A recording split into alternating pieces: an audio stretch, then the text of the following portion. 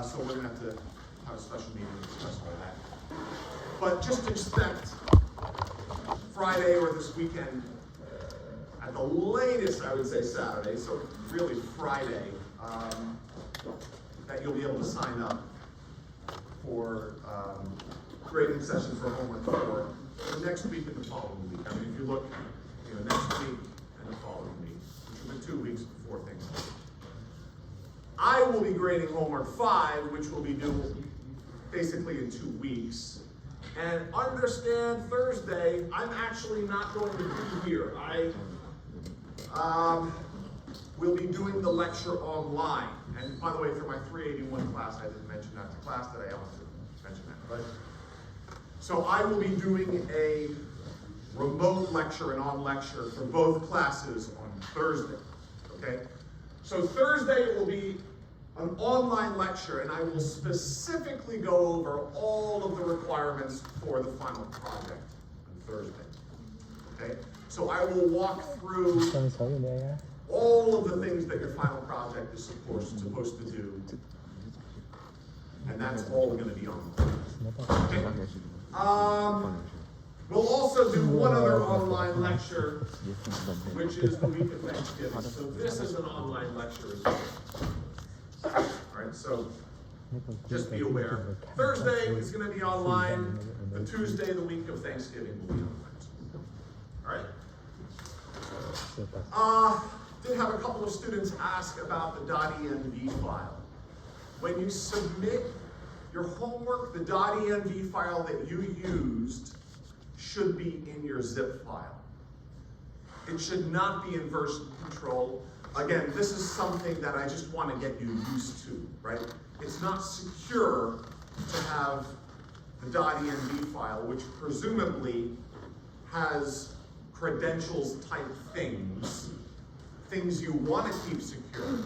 It's not secure to keep it in a GitHub repository, presumably. It broadens access to it in some ways, okay? Now, what should be in the .env file, of course, are the things that you wish to keep secret. So, of course, as we have already seen, the JWT secret, right? But I would also say, additional to that, is the things we've talked about, whatever is necessary to connect to your database. And which database, right?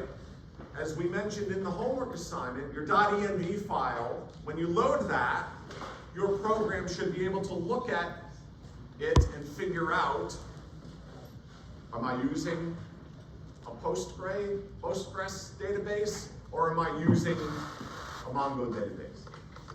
And again, the whole point of that is, hey, it would be great tomorrow if we can then switch to a MySQL database, and we don't have to change any code in your controller.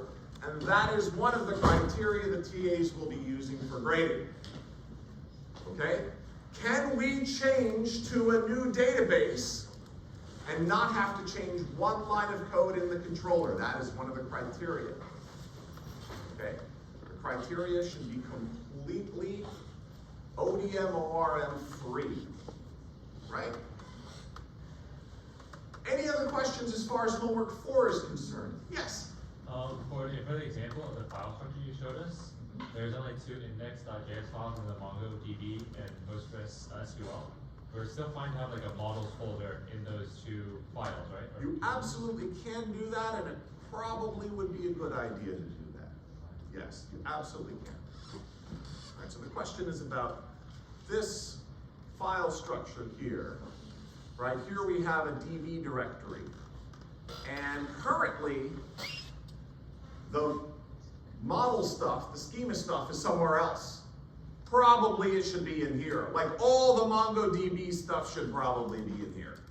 That's better, for sure. Understand, your controller should not know anything about schema, model, anything. Nothing. Again, TA is going to look for that. If they find it, then you lose those points, okay? That's important to understand, because that's how we make it platform independent in that way. And that's a really important principle. It's just a really important principle. it's the way quality code gets written once and then gets used for many purposes. That's what that's really about. And again, we're going to talk about a lot of things that relate to that here in the second half of the semester. Okay. Anybody else? Any other questions? Yes. So where we're like in the code that we were originally initializing the data, is that where we're going to be initializing either class?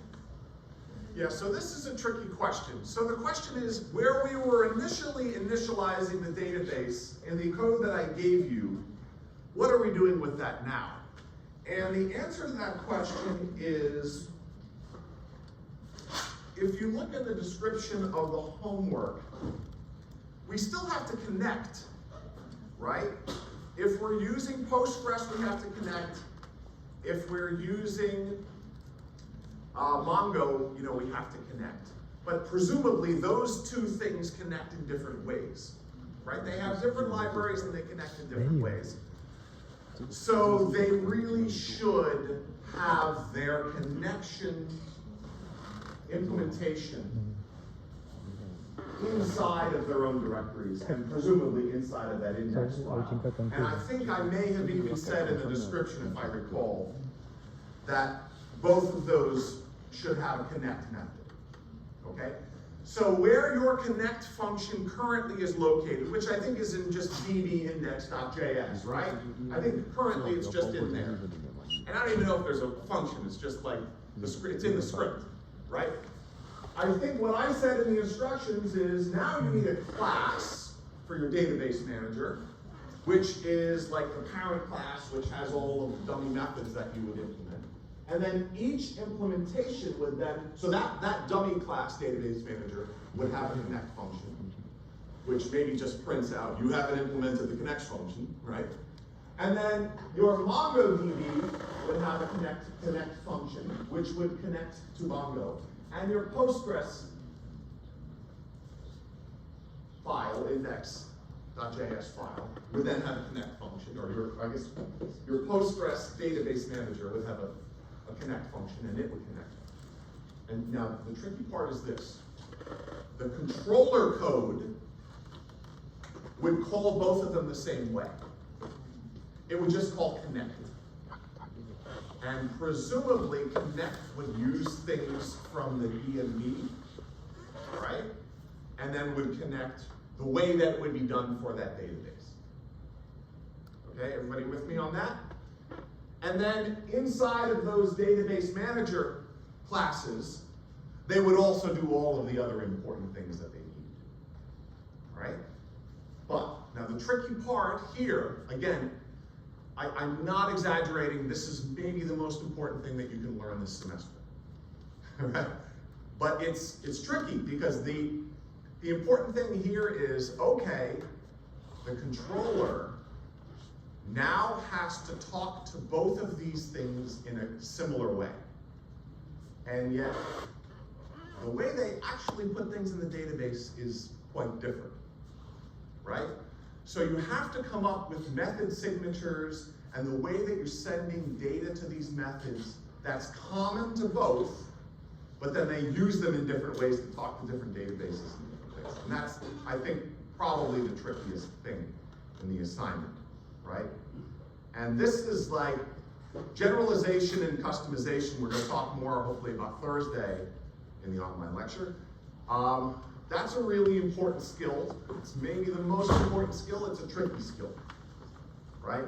Because you're trying to serve multiple purposes with a common, what we call interface, right? Like a common function connect might be done this way, or it might be done this way.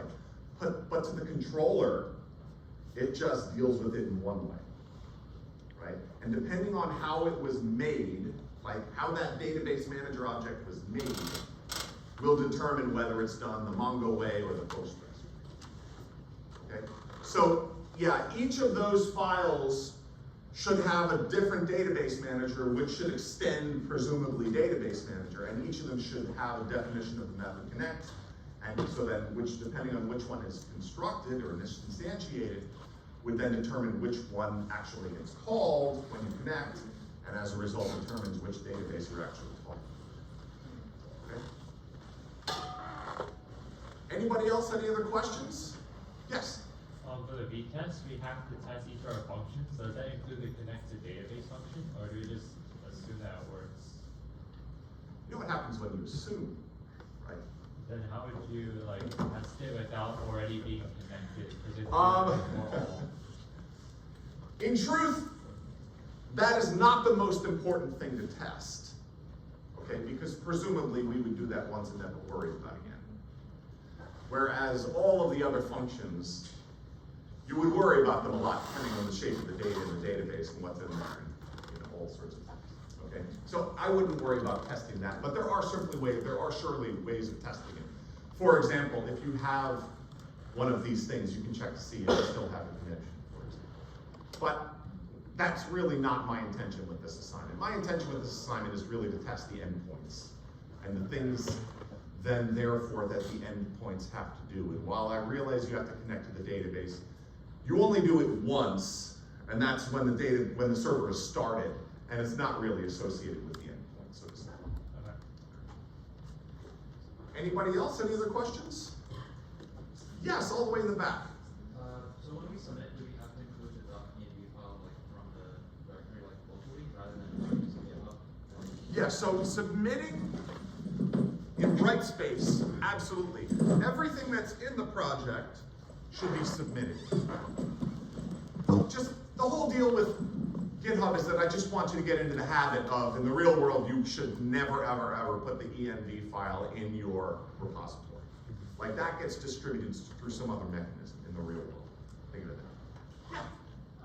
To test for Postgres, I made a role and password on my local Postgres that would just be on my machine. Should I commit that in the env file? Because the TA likely wouldn't have that.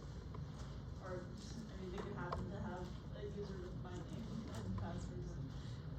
I'm trying to remember. Did we have to do that with Mongo? I don't think there's a No. password set. Or we could just assume there's a password set for like some of the Okay. So the answer to that question is it should be loaded from the .env file. We are going to talk about this on Friday in the TA meeting, and the assumption is that they should be able to change whatever settings are in your .env file that apply to them running it. But it's your .env file because you are naming things your own, whatever you want to name them. Okay? And what I mean, so Postgres password, for example, that should be in the .env file. Postgres account name or whatever, that should be in the .env file. And the TA should simply, in running it on their own machine, be able to go in there and change those things. Okay? That's the assumption. All right? And then you get to see what the TA's password. No. Anybody else? Any other questions before we go on? So last time we were talking about design, and again, that's really what you're going to be doing in homework 5, right? In homework 5, right, once you submit this tonight, I know some of you have already submitted, but we are then done with this part of the assignment. I'm not giving you any more code. You can use anything you like from homework 4. You may not use anything you like written by other people. I don't know.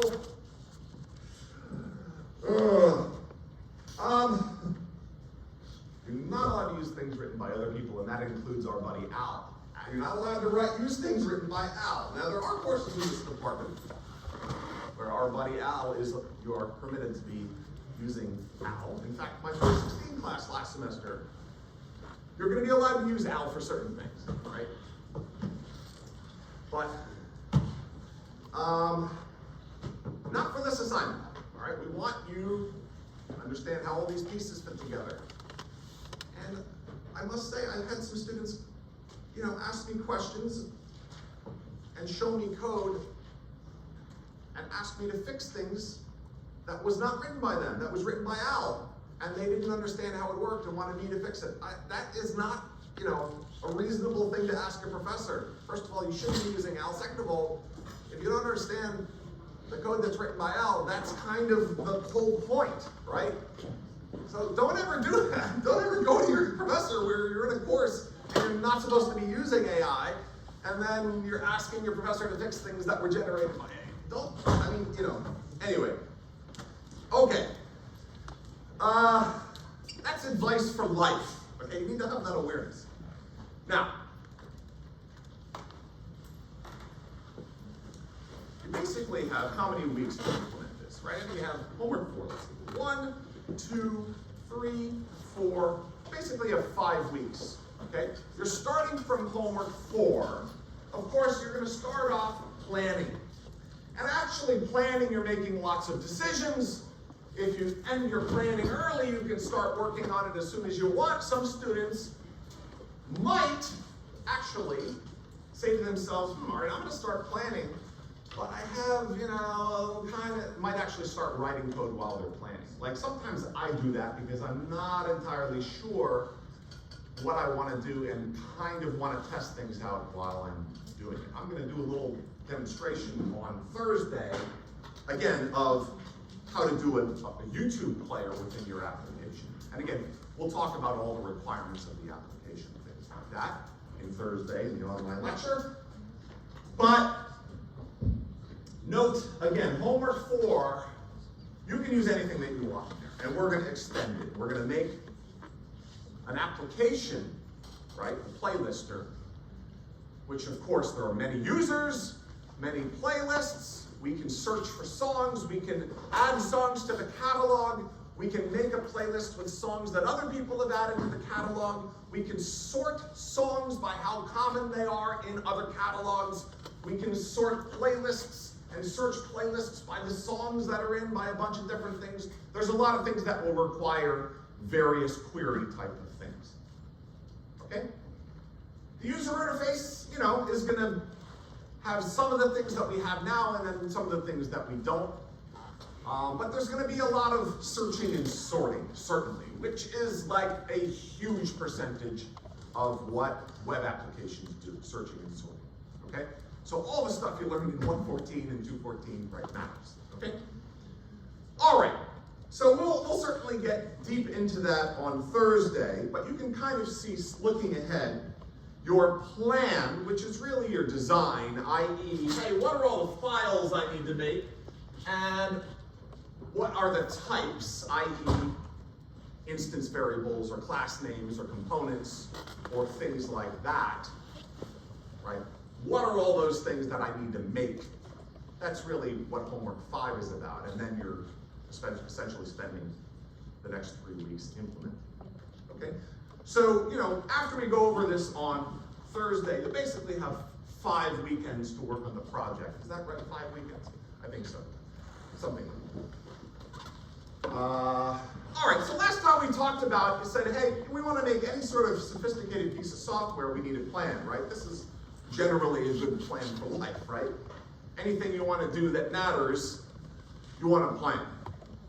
And having a good plan produces better results, generally speaking, right?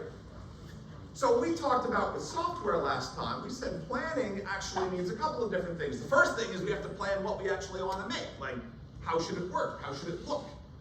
What purpose should it serve? What do the customers want, right? This is called requirements analysis.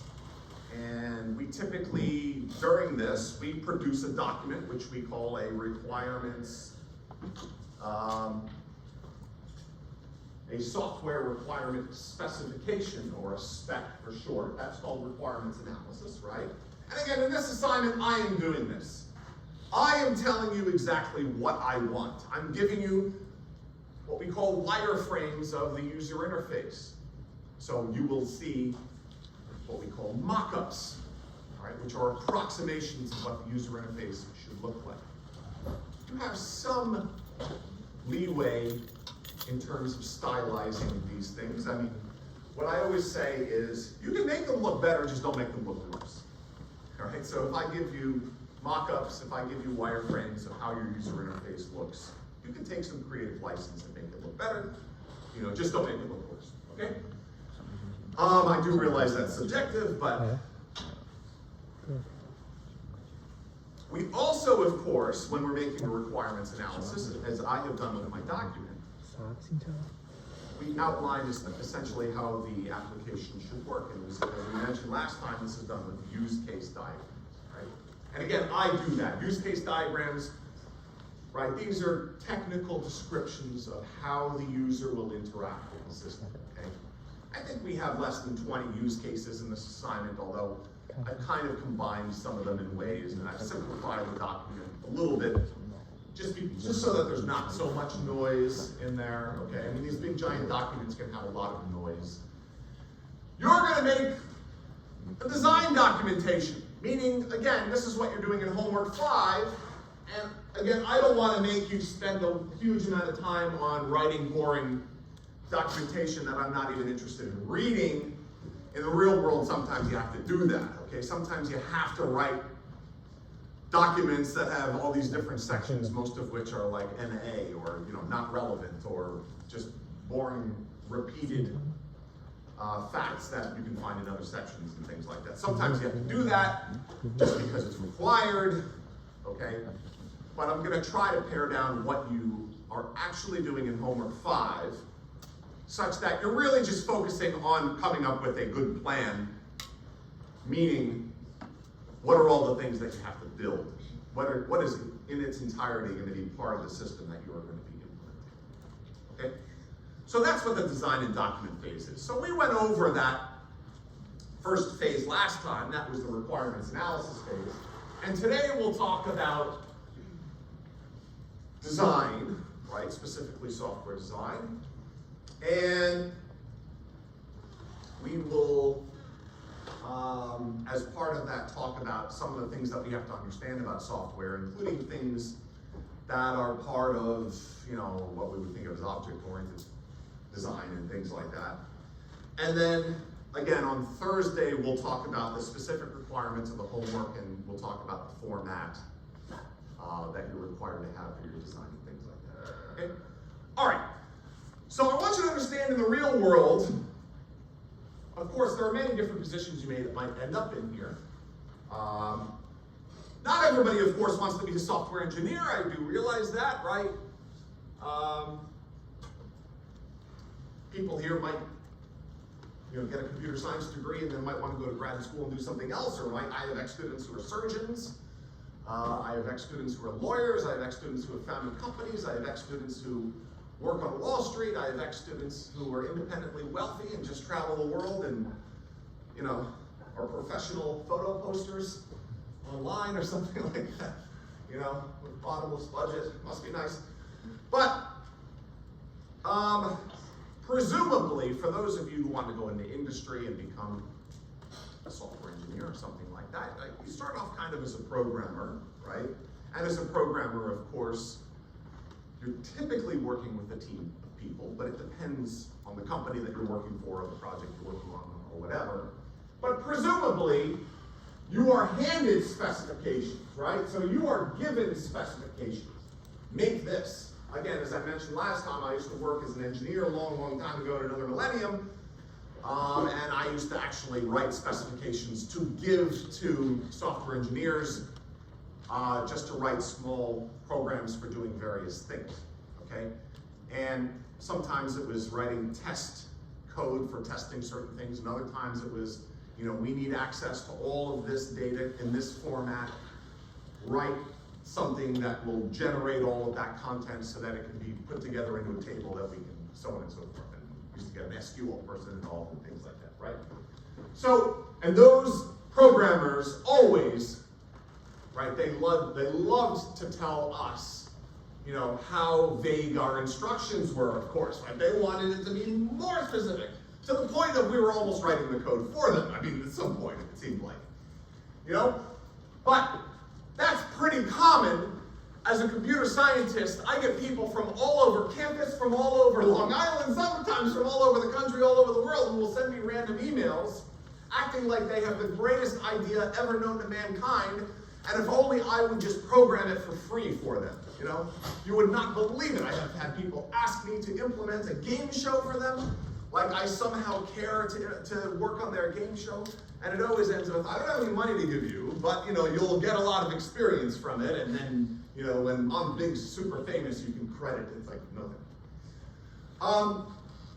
But you work on a program as a programmer, right? And presumably you get technically skilled in things. You learn a lot of the patterns that are involved in solving certain problems, and over time you get more skilled.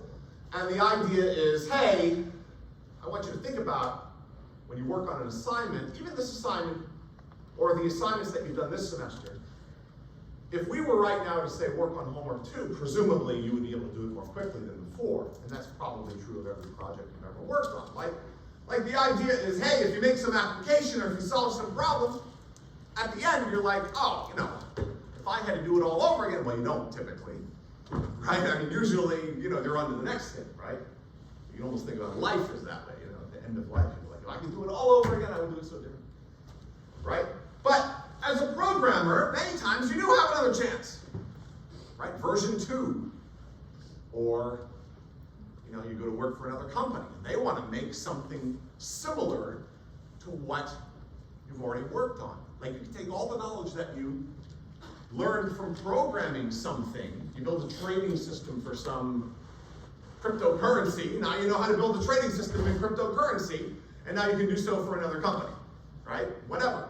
So, once you're an experienced enough programmer, you know how all the pieces fit together, well then you can you can hit the ground running on a new project, and you don't make all the same mistakes that you made the last time, right? You have kind of the knowledge, not just of how to program and implement things, but how to organize things, how to design them.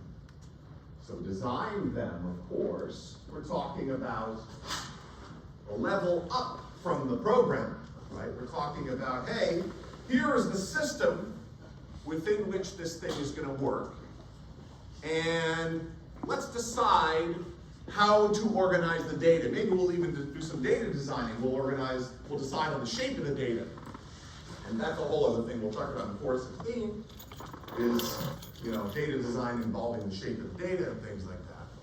But you make decisions in design, again, like how many classes do we need, and what are the instance variables, and things like that, and presumably this is where you employ things like design patterns. Okay, this is where you employ things that you've already done before. By the way, many times people appear smart, and it's not that they're smart, it's just that they've done it, right? Michael Bender telling me about that. He went to a conference in Germany with the world's best algorithms experts, and he's like, they're not actually that smart. It's that there's only like 20 algorithms problems in the world, and all of them are just different versions of the same problem, right?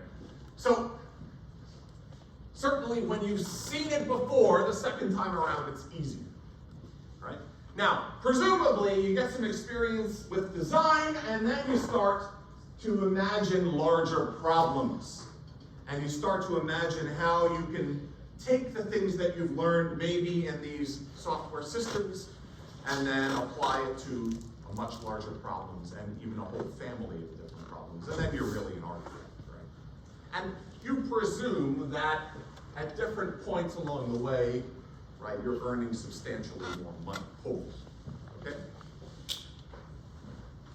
But there is sometimes, the danger of over-designing. Right? And we have to be a little bit careful of that. Design is good, over-design isn't always so good.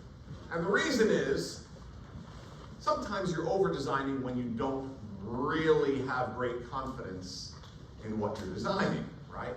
Why would you not have great confidence in what you're designing? Well, because it might not be up to you, it might be up to a customer, and the customer might change their mind, okay? So this is very common when you're making something like a web application for a customer. So the idea, when you have a specific customer, is to get feedback as early and as often, and to be what we would call agile. That's what agile development is. Agile development means that we can change specification, and as a result, flow that specification through our design and our implementation basically on a weekly basis. Every week we want to get feedback from the customer. Every week we want to check to make sure that we're not going in the wrong direction. It would be terrible if we spent 6 months working on something and then after 6 months the customer's like, this is all wrong, right? We don't want that. You want feedback, feedback, feedback, feedback, feedback. This is how you feel about the courses that you take, right? The courses that you take. Are your headphones on? What are you listening to? Only one is, okay.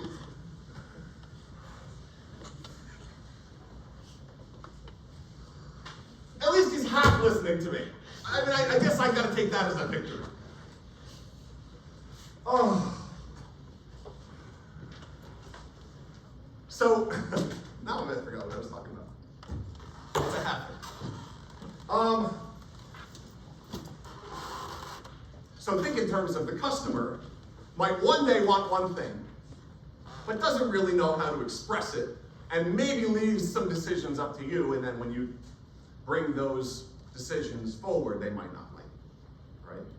I deal with projects with the hospital all the time. In fact, I'm dealing with one right now, and they can be very vague. Sometimes people in other departments, they want you to perform miracles, in fact, including reading their minds. Right? I want this great thing that's going to be this, this, this. Yeah, but how should it actually, work and operate and look? Well, it should achieve this and it should. It's like you have to give us very specific specifications. Otherwise, we're the ones with the idea, not you, right? I mean, sometimes you start to feel like, even the creative idea is being farmed out to you. Sometimes we've been through that with some people in other departments. So we want to be careful with that, especially again, when there's a customer, an external customer at stake, who is not really giving you specific instructions on what they want. Now, the thing that we really have to be careful about designing is major, big, important architectural things. So just for example, I teach a course in game programming, and no matter what the game is that you're making, there are a whole bunch of things that the game has to do, right? It has to get input from the user, it has to respond to that input, and maybe send messages to the rendering system, and maybe integrate it with physics, and integrate it with AI and all these different things. And so there's the core structure of the system that has to distribute all of these things so that all these subsystems can communicate and things like that, right?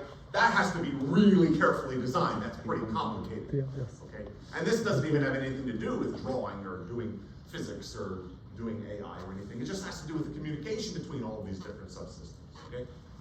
So game engines have to really carefully design these things, and they spend a lot of time meticulously designing these things so that they can write code that can then be used for many different purposes, right? That can solve many different problems, okay? So architectural solutions, right, do have to be carefully designed. All right, as far as the final project is concerned, of course, I am doing the requirements design, that's me, but you are doing then the software design, that's you, okay? So when we're talking about software design, we're talking about, hey, what's the format of the data that's going in the schemas? You have to decide that. I give you the problem, i.e. the requirements, you have to figure out what's going to go in the database. What are the endpoints going to be? You have to decide that, right? You have to decide how many different types of requests might the application have, right? You have to decide, presumably, I know that we already gave you a lot of help with homework 4, but what middleware is going to be employed for processing requests that get received such that data can be properly extracted in the right format and used, and all of that. You have to decide, presumably then, how controllers are going to respond to those requests. What are the functions going to be called? And again, what data will be sent to them? What response data will be sent back? Things like that, okay? So, think in terms of, all right, for those endpoints, what queries have to be written then to talk to the database, for example, right? So the communication between the backend server and the database, right? How about that? Then you have all the front end design. All right, how about all the components? What are all the components that we're going to need? I mean, again, I'm going to give you renderings of all of the front end views, all of those screens, but you have to then figure out, should I do this with this many components or that many? And React components, we then might decide, hey, what are the state management systems that we're going to need associated with them? You're going to have to decide that. What are the functions that we're going to need? Where are we going to put state variables? You're going to have to decide that. How about your handlers? You're going to have to decide that, right? All the local data state management stuff. And also, of course, what are the requests that are going to be sent? Now, a couple of things. I don't care if you use Fetch or if you use Axios or if you use XHR. I don't care. Any of those, all of them, it's entirely up to you. You have to use React. I don't care if you use Next.js. You can use that. I didn't teach 1 second of Next.js in this class, so if you use that, you're completely on your own. The assumption is that with the TAs, you might not get any help. And if you ask me questions about Next, you're going to get some shaky help, because I don't use Next very much. I haven't used it in a little while. It's much better, if you're asking me things that I've used recently, and I think the last time I used Next was 2022, okay? So, or maybe 23. How about on the back end, the database? I don't care, you can use whichever database that you want. If you want to use MySQL, you can use that one as well, okay? It has to be a MERN stack application, except the M doesn't have to be MERN. So it could be MERN, as in MySQL or Mongo, or it could be PERN, Postgres, or it should be a node application. It should be an Express server. Presumably it uses a lot of the same stuff that we're using Homework for, okay? It has to be authored by you, okay? But you have a lot of decisions to make, okay? Again, of course, many of the decisions overlap with what we have already done, but there's a lot of new stuff in there, right? So you have decisions to make at all places along the way. And the idea is you're not just diving into the code, which I realize some of you probably in some of the homeworks did that, right? Some of you probably in homework 4 did as much as you could without ever looking in the components.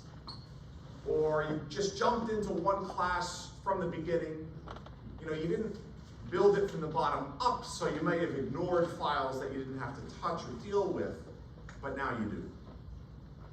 Right? So now you're going to have to look at some of those files if you haven't looked at them in depth because you're planning the whole thing. Okay, so how do we plan stuff? Now I want you to understand, I'm going to talk a little bit about UML here. And in 4.16 we talk a little bit more about UML. It's not that I think UML is great, okay? It's just that it is a common language that people use. You should know what it is. Some people use it, especially in very specific circumstances. But UML is a collection of diagrams. I want you to understand, when I first started programming computers back in another millennium, there were a million different diagrams for planning software, like design diagrams, okay? There were a million different formats. And of course, there were a million different programming languages, and there were a lot of very different programming languages. Like C is very different from Pascal, very different from Java. Like these languages have some broad differences, okay? So, because of that, a common format for planning your code had many formats as well. The UML diagrams, and I don't remember how many there are, there might be like 20 different types of diagrams, something like that, maybe 15. These diagrams, they are for planning your software in a bunch of different ways. All right, and again, we're only really going to talk about 2 of them in this class. One of them we've already talked about. That is use case diagrams. Those are UML diagrams. The other one we're going to talk about is class diagrams. Those are by far, by a million miles, the 2 most common diagrams. Pretty much everybody uses those in one way or another, even if they simplify them, okay? The other formats we do talk about in 4.16, and some of them are almost never used, Okay, some of them are very esoteric diagrams for very specific purposes. But there are other design techniques, and we will also talk about some other design techniques as well, but that's really more for 416. Okay?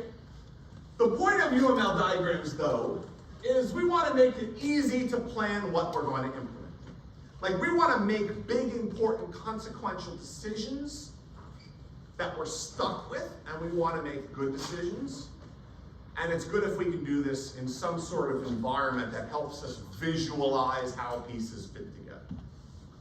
All right, so that's one of the goals of UML. Whether it succeeds or not, I'm not sure. But there are lots of tools out there. As I mentioned, I think I mentioned in class one day, like, I know people like to use tools like Obsidian, if you ever heard of a tool like that. I mean, I kind of like that one.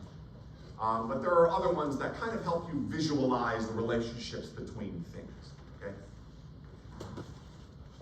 This is kind of where we're headed with our buddy Al here, you know, automated software engineering.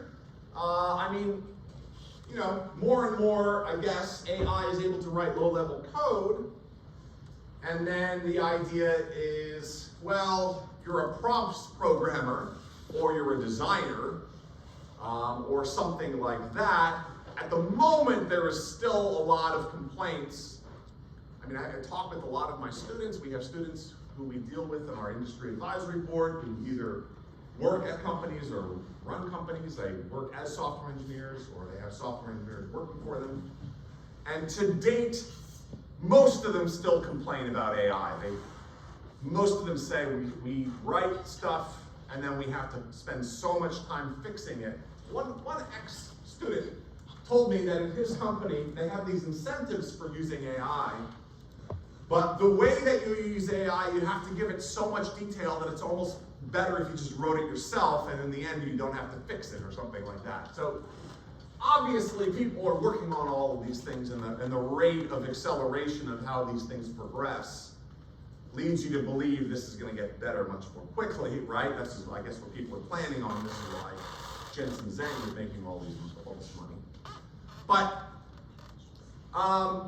it's a little unpredictable, and everybody's talking about an AI bubble. You're maybe too young to have experienced bubbles. I have lived through a number of different bubbles, right? From the dot-com bubble to the mortgage crisis bubble to you know, the NFT bubble, right? You know, and there have been a million cryptocurrency bubbles in between, right? There are cryptocurrencies that, you know, start here, go here, everybody's euphoric, and then they collapse and they disappear, and then everybody forgets. So we don't know really what's going to happen exactly. There are decisions being made by all sorts of different people that are hard to understand and I think hard to predict. Now, before we get into design, though, I do want to cover a few things. I do want to discuss a few things, okay? Because I realize some of these things are what you may have covered in CSE 114 or even 214 or even 216, but we do want to understand a few things, and I do realize JavaScript is a weird language, and some of the things we're going to talk about here don't exactly apply to JavaScript, okay? But still, these things are important, and they are definitely on the exam, okay? So 100% of the things that I am listing here are on the final exam. Understand that, okay? So first things first. When I took CSE 114, which I did way back in another millennium, our textbook was really programming, and did not discuss why certain rules in Java or other programming languages exist. And I remember one of my fellow students explaining this principle to me, because he had a little bit more experience. This was actually, Java was a brand new language. Java came around, like really started to use like 1995, something like that. And quickly became, by the late 90s, one of the primary languages used for the back end of the web. Servlets and then JSPs and things like that, which are still with us, by the way. That's what Java, you think about boot, like, what's it called again? Spring Boot. Spring Boot is basically an API and tool set that's built on top of Java's web platform, which is Java Enterprise Edition. Okay? So, he explained this to me, and it really stuck with me because it then helped me to understand why rules in programming languages exist, okay? And I would advise, if you understand these things, it really clarifies a lot of things when you're programming in these high-level languages, okay? Now, we're going to make a couple of assumptions in this conversation. We're going to make a couple of assumptions. One, let's ignore virtual memory. All right, I do realize you're on an operating system on your computer that has virtual memory. What does that mean? It means that your computer can run multiple programs at the same time. Okay? In fact, the first thing when you turn on your computer is that it loads into RAM, it loads the operating system. So let's just ignore that. Let's just pretend, for the sake of simplicity, that when you turn on your computer or whatever, when you start a program, that the entire program is loaded into RAM, because RAM is your memory for the things that are currently running. And let's just assume that your program has all of RAM, right? I realize that's a naive assumption, but it's useful for the purpose of this exercise, okay? So again, RAM is memory for the program that is currently running, all right? Or all the programs that are currently running, right? From the operating system's perspective, okay? And your program, so let's just assume you make an application and you start it. A browser works this way. And you start a browser starts and it's in RAM, and that program in RAM is divided into 4 segments of memory. Okay? There are 4 segments of memory, right? Now, I want you to understand that in a Java program, right, you spent 2, maybe 3 semesters programming Java, right? Presumably in 1.14 you use Java, 2.14 you use Java, 2.16 maybe some of you use Java. The Java program is actually just the JVM. Like the JVM is Java, that's the application. In fact, a program that you write in Java, you compile it, it produces class files. That's just input instructions into the JVM. The JVM, java.exe, is actually the program, okay? Anyway, when you start a program, the program is in RAM and it's divided into 4 regions of memory. It's important that we understand what these 4 regions of memory are, okay? Let's start down here at the global segment. All right, anybody, what do you think would go in the global segment of memory? Anybody want to guess? Something that's accessible by like a lot of other programs, like it's like a global variable. Yeah, a global variable. If you're writing a program in C or C++, C is an important language for you because you need to do it as 320, right?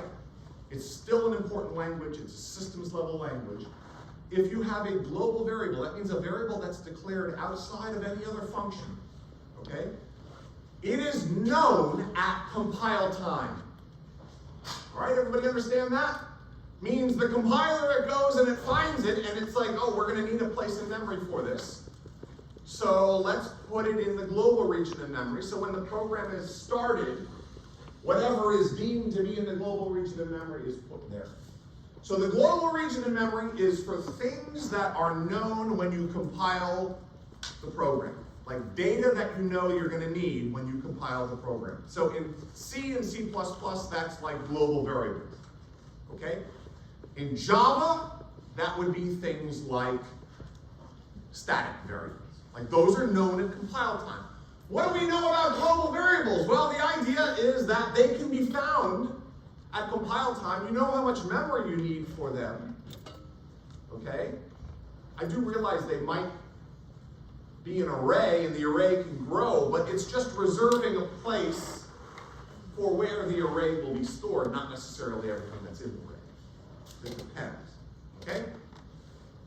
But that's important. So, and again, browsers work the same way. I don't 100% know the way that they work when they're running front-end code in terms of managing memory, but we might think, hey, well, I shouldn't say that because it's not using a compiler. That's not really a good assumption, okay? But we have that global region of memory. Those are things that are known at compile time. Okay, next we have the text segment. What is the text segment? The text segment are all of the instructions needed to run the program. All right? So again, I've created a program in a language like C or C++ or Java, and I have a compiler, and the compiler generates instructions. What's the format of those instructions? What's the format of the instructions that get generated by a compiler? What do you think?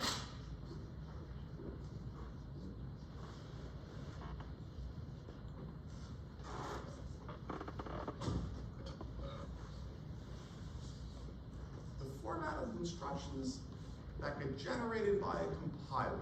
Yeah? Is it either binary or assembly? In fact, we could say both. We could say that assembly is directly translatable into a binary equivalent. And that is dependent on what we would say is the instruction set. Right? I want you to understand that on every computer here, you have a CPU, of course. And different types of CPUs may have different instruction sets. If you're on a Windows or Mac computer, you're very likely on what we call an Intel architecture. And so that has a certain instruction set. And those are very low-level instructions. Again, you would do this in either 220 or 320, I don't remember which, probably 320. You write some assembly code. Okay? Although in that course, I think you use MIPS, which is the assembly language used that was for years and years used in Nintendo platforms. Okay? But if you think about that assembly level instruction, that's for like, retrieve this block of memory. Add these two things together. Jump to this instruction. They're very low level instructions. Okay? Those low level instructions, right, they can either be represented in assembly code, which we can read, or binary code, which the computer can read, but they're essentially equivalent. Right? And that's what goes in the text segment. Those are all of the instructions. In fact, that's what RAM, right, has our whole program here, and the CPU has this fetch, decode, execute cycle, right? Fetch, decode, execute, fetch the next instruction for the text segment, decode it, figure out what it's supposed to be, execute it, fetch the next instruction, decode it, execute, fetch the next instruction. Like, this is what the CPU is doing, constantly going to the text segment of the program that it's running. Okay? All right, so global segment, that's all the things that we know at compile time, global type things. Text segment, those are the instructions, right, from a compiled program. We then have the heap segment. Now this is a place that is getting more and more, I think, important for us, okay? We don't typically worry about the text segment. What do you think about the heap segment? If you ever take a compiler class, though, you will. Yes? So in C, whenever you do malloc, whenever you do malloc, the memory that you're allocating is going to be stored in the heap. Absolutely. Everybody hear that? In C, malloc, M-A-L-L-O-C, that is a memory allocation. It's a function in C. And when you call malloc, you give it a number, which is how many bytes do you want to allocate in the heap. You're saying, give me this many bytes in the heap, okay? How many bytes should you ask for? And the answer is as many as you need for whatever type of thing you want to put there, okay? So, for example, and by the way, that we call that dynamic memory allocation. Malloc, the heap, that is for what we call dynamic memory allocation, which is different than global memory allocation, because global memory allocation is known at compile time, right? How much memory you need for this. Whereas the heap is dynamic, it's at runtime, and so therefore you can dynamically allocate different amounts of memory, right? I want you to think about, I could have an array, right, with 100 numbers. I could make it a global variable of 100, and it would be allocated at compile time in the global region. Or I could have a variable of an array that I don't make until the program starts, and it would dynamically allocate it, and it would put it in the heap segment. That's dynamic allocation. Now, we do not use malloc in Java or JavaScript. What do we use instead of malloc in Java and JavaScript?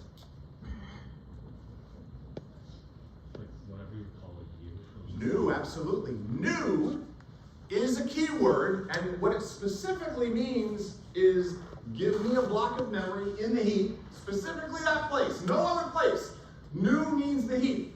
Give me a block of memory in the heap to store this thing, and this thing is an object.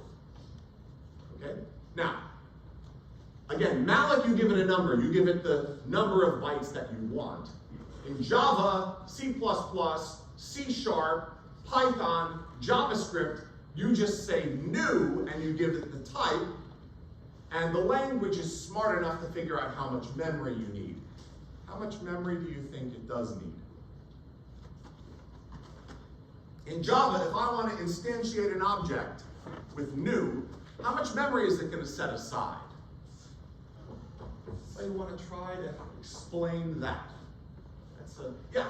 So you would have to go into the class and see how many variables and what types of variables are. And when you say variables, specifically, what do you mean by variables? Global. That's a good try, but no, we already accounted for global variables, the other kind. In a class, Instance view? instance variables, absolutely. They also get called properties or member variables or whatever. So when you define a class, you have instance variables, which means, hey, if I make one of these objects, these are the things that I get. Now keep in mind, if that class already extends another class, you get all of that thing's instance variables too. So for example, in Java, every single class is a descendant of object, like there's an object class, you learned that in 114. So whenever you make one of your own objects, like you define your own class, you don't even explicitly say that it extends anything, it automatically extends object. And when you instantiate an object of your own class, it gets memory in the heap for all of your instance variables, and then all of the ones that were inherited from object, of which there are some. Okay, so that's important to understand. But it goes, like you said, it goes and it looks at each one of those and it sees the type. Oh, this object that you want to make, it has 3 instance variables. It has an int, that's 4 bytes, and it has 2 doubles, that's 8 each. That's 20 bytes altogether, right? Yes?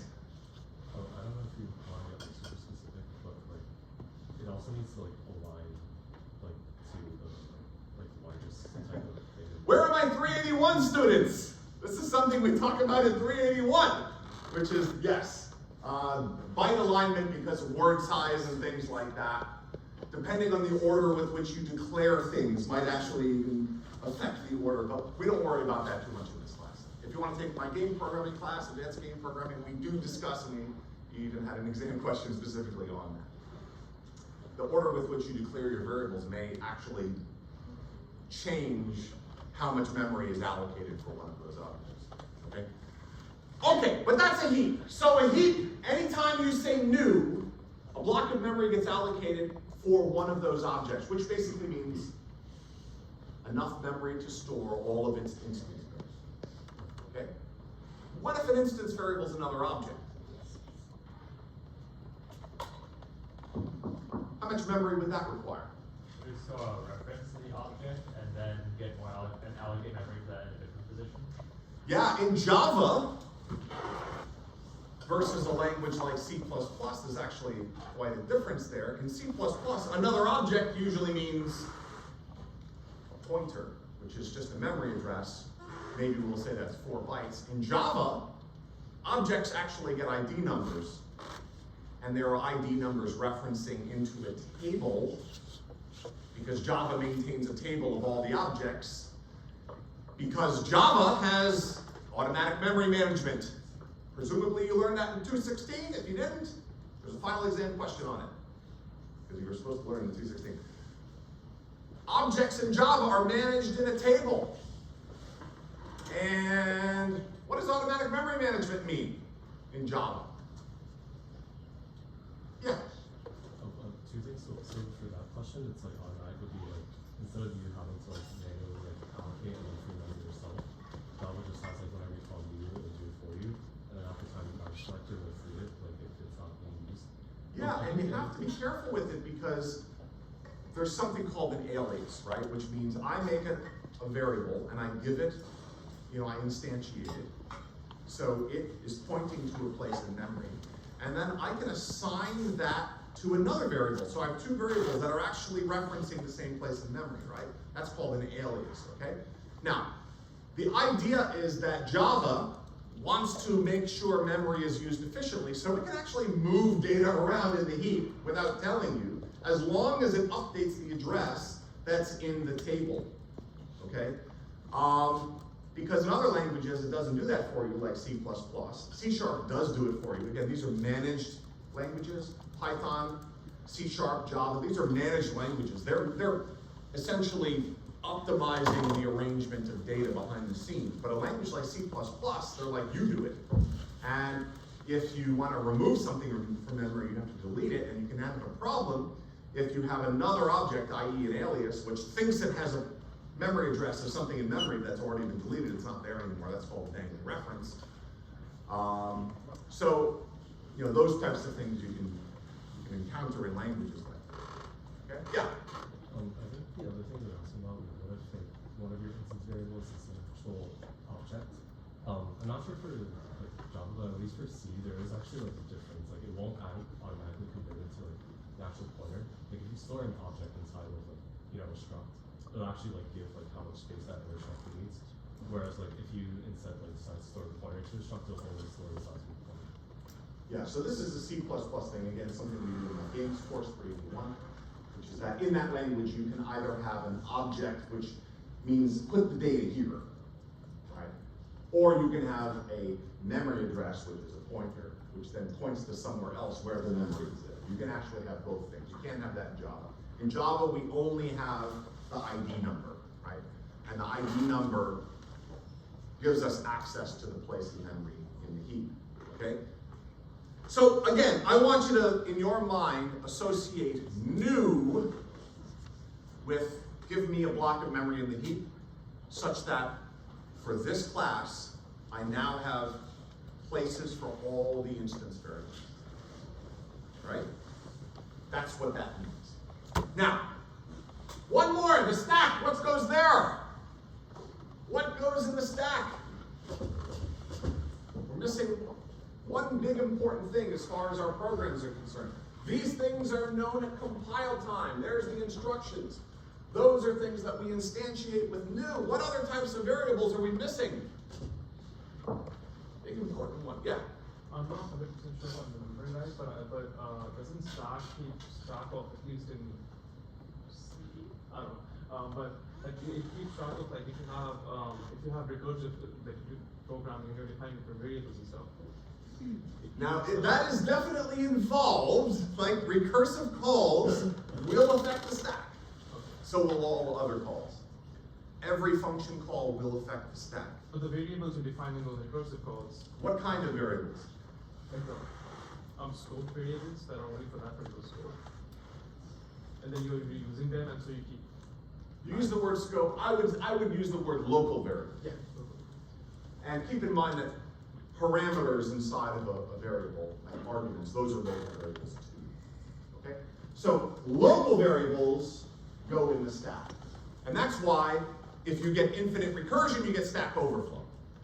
Because variables are set aside there in the stack for this instance of a function, and then the same function gets called and it's not working towards resolution. Remember when you covered recursion in 215 and also recursion in 114?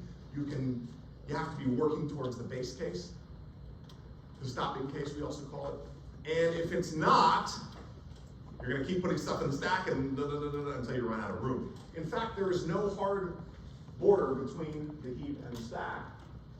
The stack can keep growing and encroach on as much memory as possible until there's no more memory. So that is that. An out-of-memory error is typically what they call it when you ask for a block of memory in a heap that's too large and they can't allocate it. But a stack overflow is when the stack grows so far. So local variables go in the stack segment. Okay? Now, so we have the global segment again. I like to think of these as things known at compile time. Text is for instructions. Heap is for things associated with new. You're dynamically allocating things. I realize in C, that's malloc. And the stack segment is for local variables, right? We call them temporary variables because when a method returns, they get popped from the stack, right? So it's important that we understand these things. Like a lot of times, if you're learning about how programming languages work, the best thing is to know why, all right? You want to learn a new programming language. You know, in your lifetime, there will be millions and millions and millions of programmers out there trying to build new programming languages, right? And we have many in this department. Most of them will fail, right? I mean, you have no idea how many programming languages get created every year. It is hard to convince another person to use your programming language, right? Usually, the way to do that is that if it's associated with some important application or platform or something like that where you are forcing people to use it. That's usually the way programming languages work. In fact, C was created just for that very reason. C was created to build the Unix operating system. And so then you were forced to use C. It's lucky that everybody likes C, okay? But when you're learning a programming language, it's good if you know things like this and how they're implemented in that specific language with rules of language, because then it's much easier to learn the language. It's much easier to understand the rules of the language and not get bogged down in disastrously difficult bugs and things like that. Okay. All right, another thing. So those last two slides, full of exam questions, final exam questions. This here as well. All right, again, this is something that I wish when I was taking 114 that it was explained this way. I had a very good instructor teaching it, but I didn't really think of it this way because it wasn't in any textbook, okay? Apparent versus actual types. I want you to understand that when you have an object, we think of it as having two types, actually, okay? An apparent type basically means, what does it look like? Which is to say, what was it declared as? All right? The compiler cares about the apparent type. What was it declared as? In fact, the compiler decides on whether something can compile or whether there is an error based on all of the apparent types. So for example, if you have a method argument, like you write a method and you have an argument, that's an object, you give it a type. That's its apparent type. It might not be the actual type. The actual type is what was it instantiated as. Really what the actual type means is, what is it in the heap? Like what is actually there? That's the actual type. When it was instantiated with new, what variables were put in there? Right? Because if we have variables in there for a particular object, right, it can be treated like that object. But it might not appear like that object. Why? Polymorphism, right? You might declare an object as object with a capital O, right, in Java, and then instantiate it as some other type, which is a descendant of object. It's apparently an object, but it's actually something else. Right? You can do that, okay? In fact, right, we're going to do a couple exercises here, right? Look at this thing right here.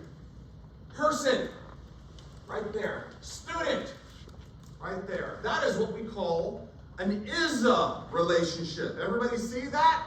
Everybody knows what an is-a? Oh my God, who lowered this chair? Don't do that to me. An is-a relationship, right? Let's do this. Notepad. Let's see who. This is still here. This is from like what, last year? Did I do that this semester? I don't think I did this semester. This is from like the last time I taught this course 3 years ago. Anyway. Hey, if I instantiate foo right now, how much memory is it going to require? There's a question right there. Ignoring byte alignment. Needs 4 for an int, 8 for a double. Okay, let's do this. Here we go. Person and student. Everybody see person and student? These make good exam questions. Person. P equals new person. I want you to tell me if the code that I write, if it is a syntax error or if it will produce a runtime. This line of code right here, will it produce a syntax error? It should, because it's a private class. I don't know why I did that private. That's an excellent point. I have no idea why that is private. That's not supposed to be private. Oh my God, my brain. This is the third mouse that hasn't worked today. What is wrong with me? I'm like a mouse curse. Why are you not working? Oh, that's very nice. I just lost my mind. Okay. Come on, old man McKenna. I don't know why that is not private.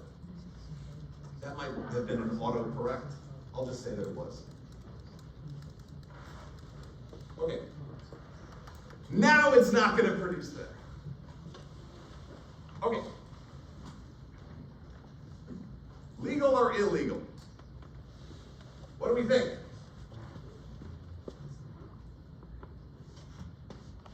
Somebody yell it out so we'll move it along.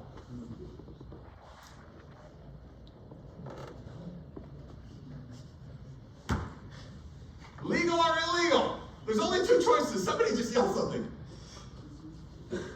Oh, it's because I'm asking. I used to do in this class, I used to have a wheel, and I would show it up on one of them. It was like a little program I wrote, and it had the pictures of every person in the class. It had momentum, and then it would pull up somebody, and then it had a little checkbox next to it. And if they were here to answer the question, they would have to answer. They didn't have to produce the right answer, just an answer. And I would put a check mark. And you earned points. It was like the gamification of the class, right? I should bring it back, but it's in an old version of Java. I'd have to update it. Oh God, that's on the weekend.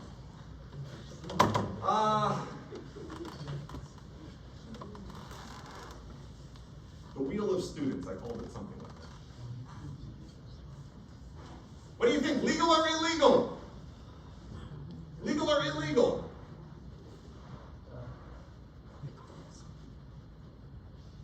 Legal or illegal? That is legal.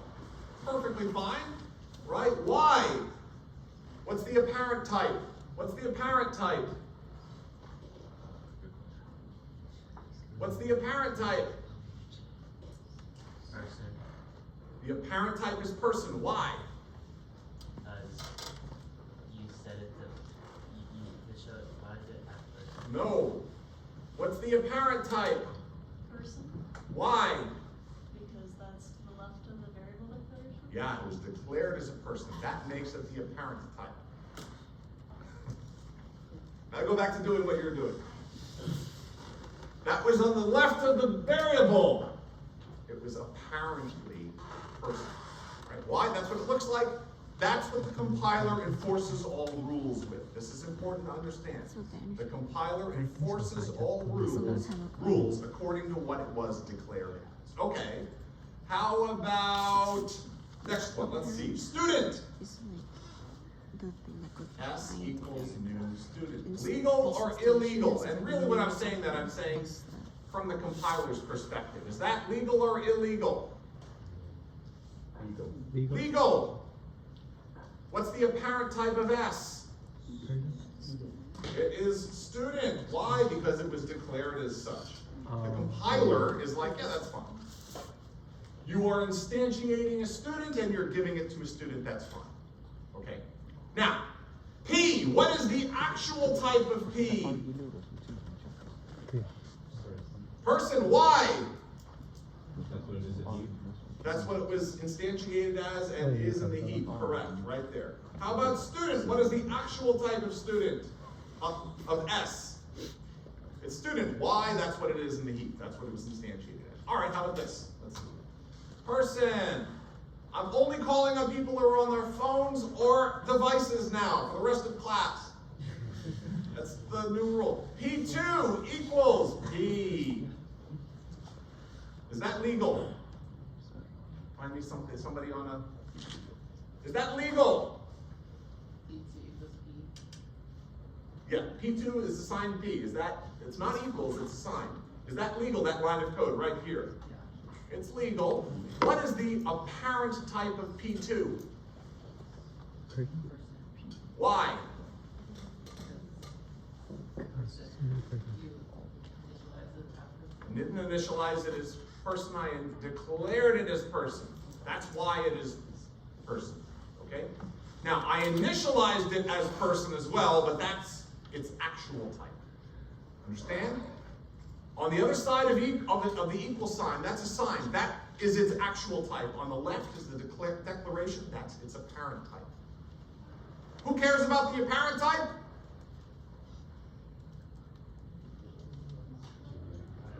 The compiler. The compiler enforces all rules. All right, let's go. Person. P3 equals S. Legal or illegal? Where? No. Only people on their computers. Back there on your computer. Legal or illegal? Legal. What is the apparent type of P3? Apparent. Person. Good. That's what it's declared as. What is the actual type of P3? Meaning, what is it in actual memory? It is student. Why is this legal? It is legal. Why?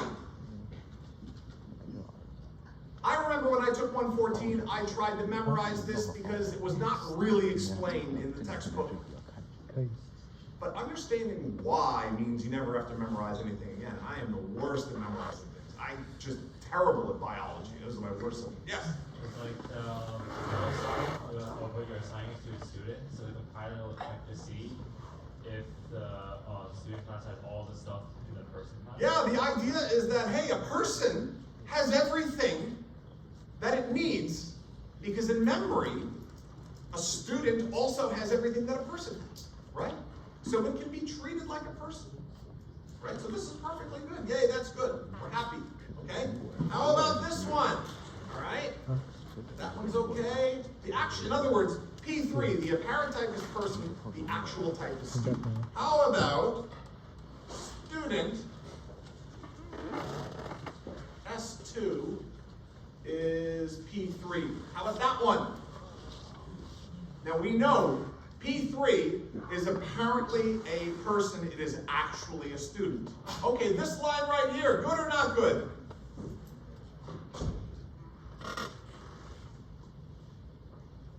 All the way back there on the computer. No, right here, right here. Yeah. Kind of hiding. Yes, right there. It is not legal.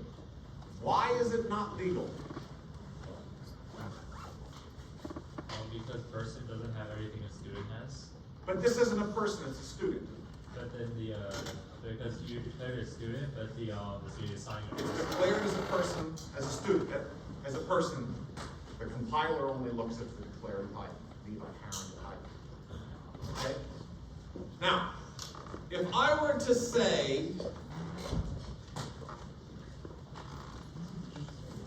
how about that? Is that legal or illegal? That is legal. I am overriding the compiler. And what if I were to say S.S2.toString? Which version of toString gets called? The one in the child class, the student. That's why polymorphism works. All right, we'll pick up here on Thursday after we go over the requirements of the homework. Again, Thursday's lecture is online only.